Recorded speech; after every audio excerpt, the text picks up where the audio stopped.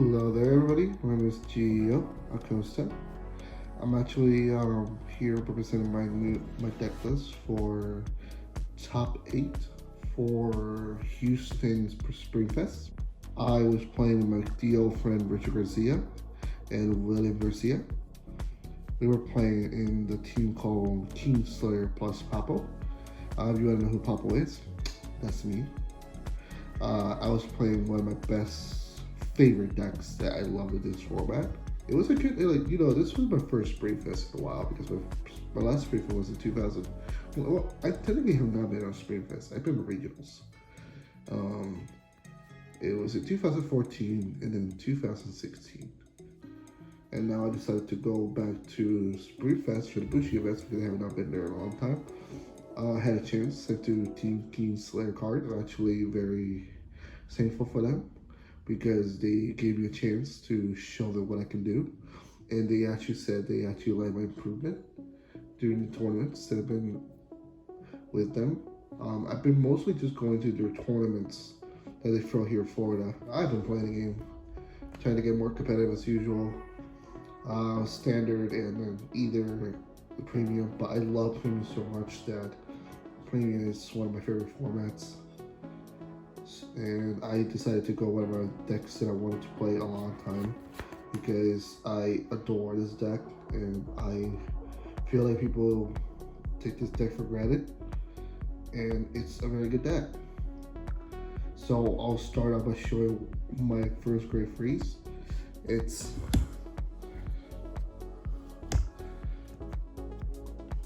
for Raising Villas. Yes, I am playing Spike Brothers. The reason why I love Spike Brothers is because it's a very aggressive deck, and the deck represents kind of my playstyle because I love aggressive decks. I used to play Nova Ramblers Victor, thanks to my friend David who taught me how to play Nova Ramblers. Then I started to play Takikaze, thanks to my other friend named Zach Williamson.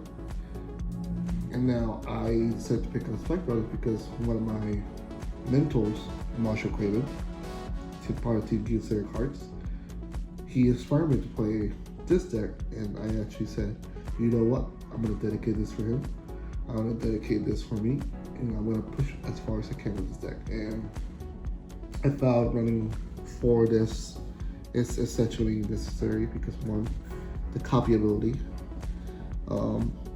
paying once, you get, when you ride this card, you get Force 1, Force 2.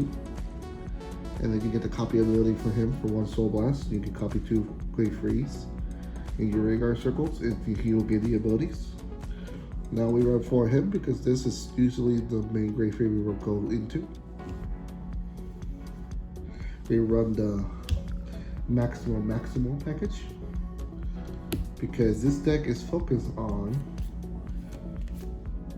the Rising Greedon. Yes, so we try to use this as if we ever go first, we try to go into this because this is the best aggressor that will catch your opponent off guard. Because they're a grade 2, you go to grade 3 with this. You go to grade 3 with your Rising Greedon. You find a way to call these 2 out. You copy their abilities, and then you got 2 more grade 2 and 2 cards. So you have to call 4 because if you know Maximum has an errata, you need to call 4 units in that turn.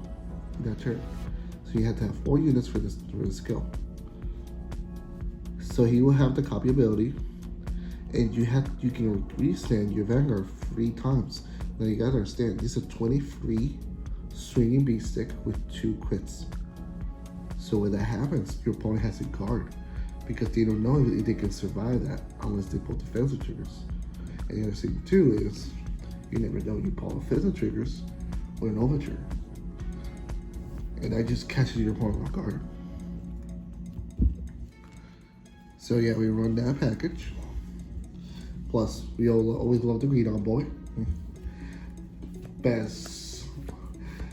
He's my favorite unit in Standard, and I really wish that Mask Freedom was a little more better, but he's the boy. He's my favorite unit. So we also run the 2 Dudley Lucifers for the counter charge package, and it's a very necessary card if you want to have it. I prefer to have it because we really need counter charge in this deck, because we go for a lot of counter blasts, and throughout the game you're gonna see that you're gonna need counter charging and you're gonna need counter blasts for strides and calling out your resources. Now for grade 2s,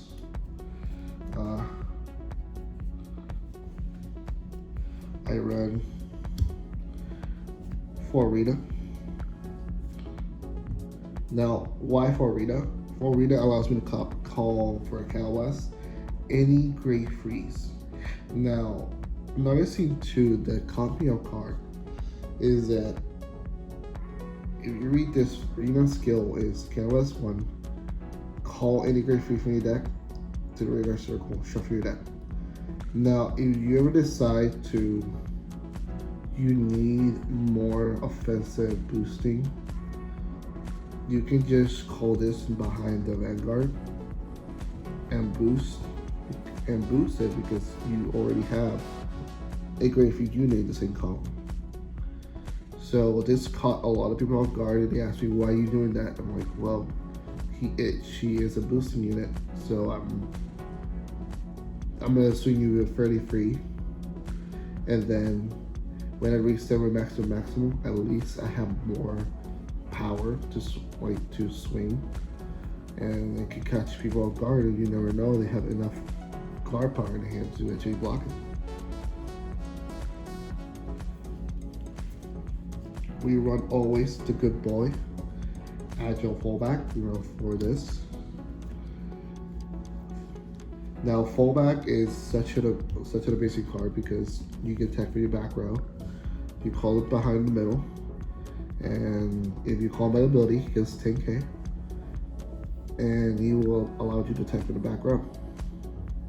Now it doesn't matter if you call it from the hand, he will still be able to attack the back row, but do please remember that he's been there for a whole turn. If you don't put him into the soul and call another one, you cannot swing with this card, because this card can only swing once a turn.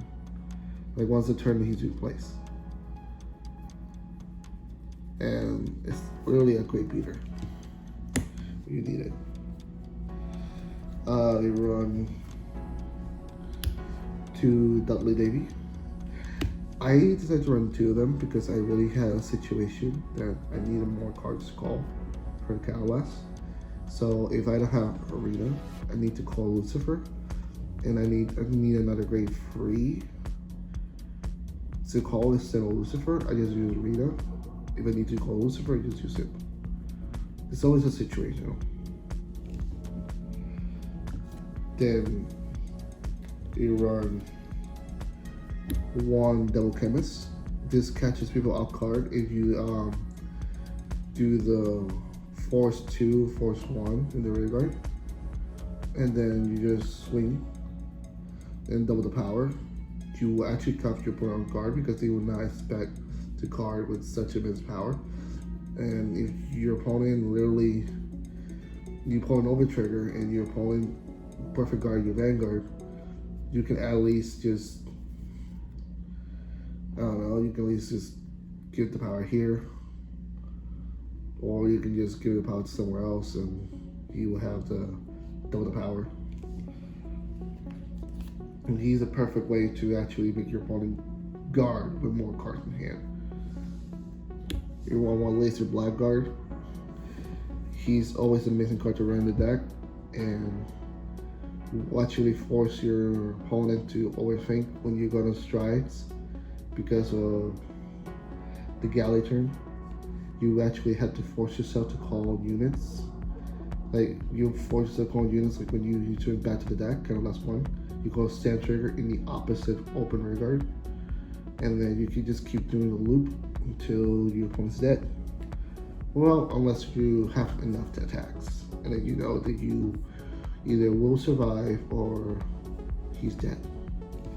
Now I was overthinking about this because we were gonna run a lot of steam meetings. We were gonna run a lot of two decks that really had a lot of auto abilities. So I decided to run to this girl, Fiona. This actually helped me to stop a lot of multiple decks with their turns. This helped me to stop at least a practice match with steam maidens that they couldn't do their time leak ability. So they called it grade 2. I think it was the grade 2 and TikTok. And I decided to use 2 of these to block the attack, and then they get into auto abilities. Genesis, when they're restanding Vanguard or restanding Vanguard, when you use the grade 2, the Norn, I'd use this to block their ability so they can pay their costs. Just always be careful that this card is actually a very good, like it's not gonna affect Railer, but she gives 10k to your opponent as well. So always be minded that you're gonna do this when you have low damage costs, or you know that you can take damage. So always be minded that this card is a great card, but just be careful, okay?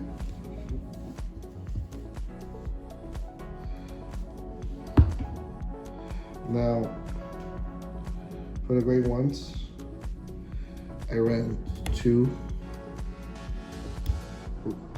Reckless Express. I was wondering if I should run this card or not, but thanks to my friend named Logan, he told me that I should run 2, and I tested it out so multiple times. At first I did not like it, but it actually helped me out because if I pulled, I went first, and I had a chance to call this out on top of my deck. I instantly got my soul back, and I had a beast stick for the next turn. Or if I went second and I needed a beast stick as well for the next turn, I will usually just call this as well.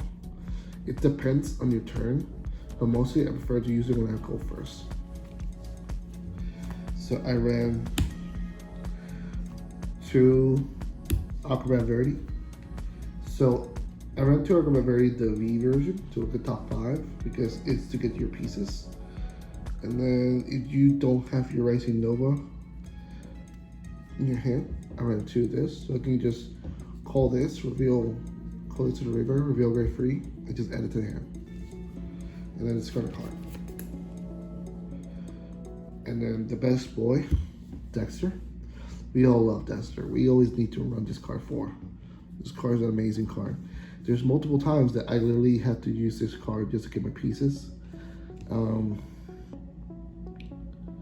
For example, I did not have my maximum Regrita in the hand, and I had a random ass grade 3 like Lucifer in my hand. I did not know what I should do. I know I could kill them for game, so I just did this. Call Lucifer, call Dexter, put Lucifer in the soul for 1 candle last, and get my pieces. Like, Spike Brother has so many outs and so many ways to get your pieces. You just always gotta be mindful of your surroundings and your situation. That you need to be thinking about: should I do this? Should I do that? I know I can do this. I can clutch it for game. Just look at the board and think about, hey, I can either pressure them or out them, and just go for the kill turn. Because Spike Brother is a very aggressive deck, and like for example, when you fight against Mega Colony, you gotta do it as fast as you can, either the galley turn before they stride, or you can do the Rising Nova greed on turn before they go to the stride, because once they stride, they will stop you.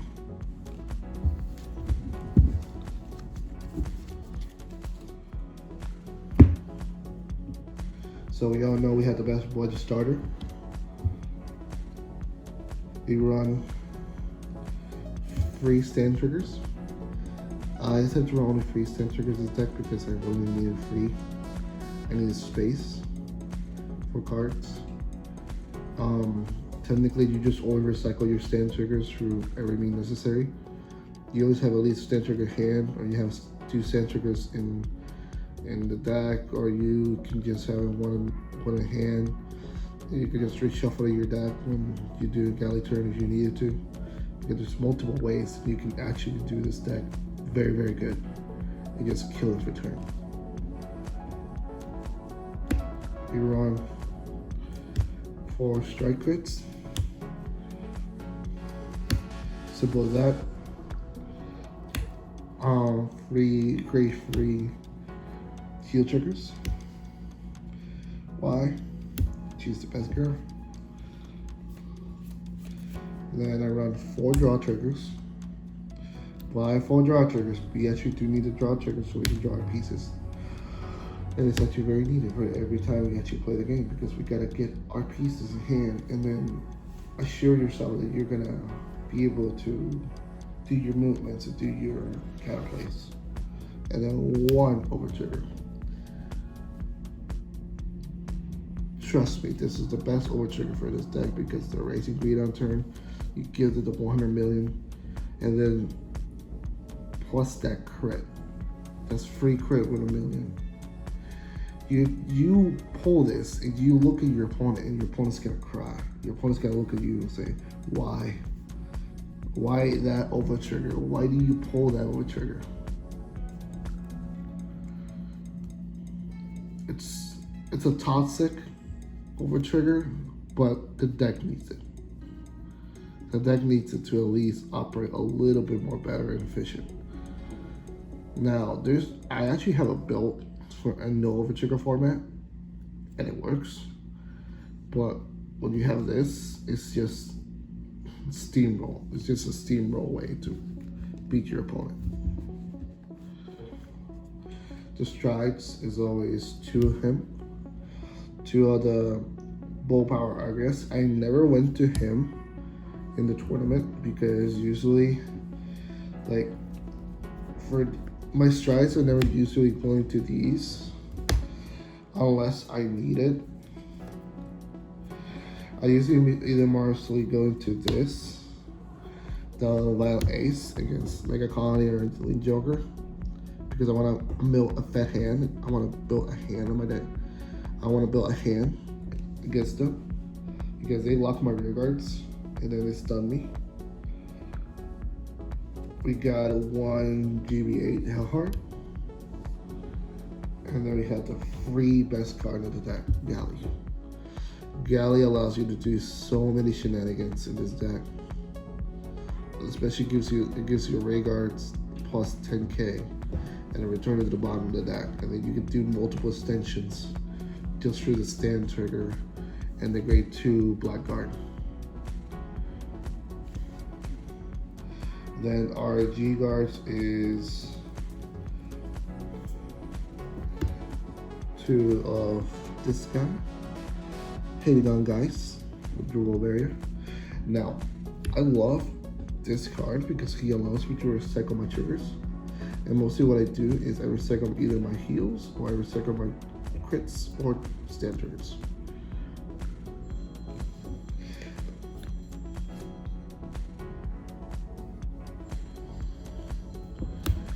Around 2 of him, of the Turbo Lens.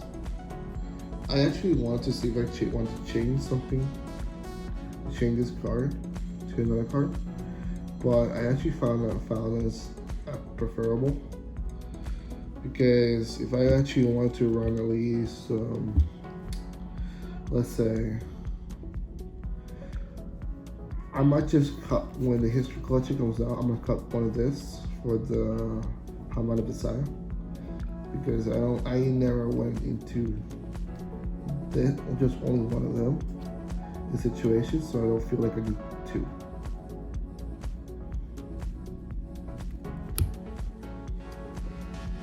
Then we have the best girl for the for the G-Guard, Villainous Evita. Villainous Evita is an amazing G-Guard that I adore, because if I needed to not waste cards from my hand and I needed to recycle pieces, I just use her and I just put in the Guardian Circle for a Counterblast 1. I choose 3 normal units from the drop, and I get the original shields to the end of battle. So what I did was I returned a grade 3 and I returned 2 grade 1s, and I guess plus 20. That's a plus 35 shield. If I needed another grade 2 or situational, like in my Blackguard was in the drop, I just needed to recycle the grade 2, the grade 1, and the grade 3. And it just helped me out so much. And then I draw 1 card, and you never know, you gotta draw the PG, or you gotta draw something else. But yeah, this was my G-Zone. If I have to tell you what was my matchups, round 1, it was a bye. My opponent never showed up. Round 2, I was facing against Chaos Breaker. It was my good friend Peter. He won the whole tournament with Chaos Breaker. It was such an amazing deck, and I never played against Chaos Breaker in a long time, and I did not know what they were doing. I only played against Chaos Breaker at least once in my life, and he told me that, yeah, you just don't take the first damage if they got the dog in the back row, just so they don't have to search, like, to add a card from their hand, from the deck. They just search a card and add it to their hand, because sometimes they could be great stuck. I don't know. Game round 3, I went against a Genesis player, and I felt so sorry because I went first, and then they thought that I did not have a